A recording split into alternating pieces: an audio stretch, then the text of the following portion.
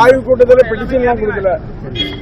எங்களுடைய தொகுதியினுடைய கோரிக்கைகள் என்னென்ன பணிகள் செய்யப்பட வேண்டும், என்னென்ன செய்யணுங்கிறத அதிகாரிகிட்ட சொல்லி மாவட்ட ஆட்சியருடைய கவனத்துக்கு கொண்டு வந்தோம். முக்கியமான கோரிக்கையெல்லாம் எதுக்கு சார் வச்சிருக்கீங்க?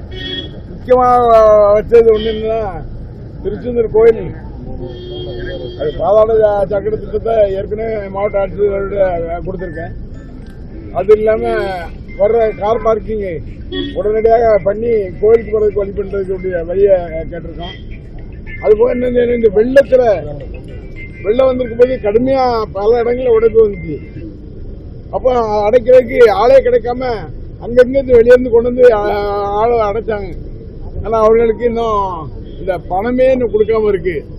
அவன் தவிக்கிறான். நாங்க அவசரமா வந்து அடைச்சிருந்தோம், எங்களுக்கு பணம் தெரியல. அடுத்து ஒரு அதே நிலை வந்துச்சுன்னா யாரை கூப்பிட்டா யாரும் வருவாங்களான்னு கேட்கான். நாங்க என்ன பண்றது, அதையும் சொல்லியிருக்கோம். கடந்த ஆட்சியில தானே சார் வெள்ளம் வந்தது. ஆமா, பேமெண்ட் பண்ணாம இருக்கு.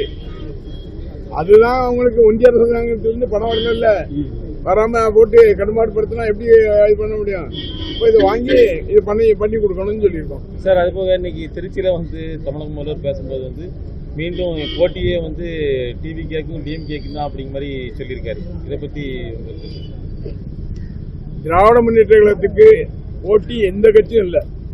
ஒரே கட்சி திராவிட முன்னேற்ற கழகம் தான். அதுக்கு போட்டியா எந்த கட்சியும் இல்லை. வரக்கூடிய தேர்தல் எல்லாத்துலயுமே இந்த டிவிகே தான் வெற்றி பெறும் அப்படின்னு சொல்லி பொறுத்திருந்து பார்ப்போம்.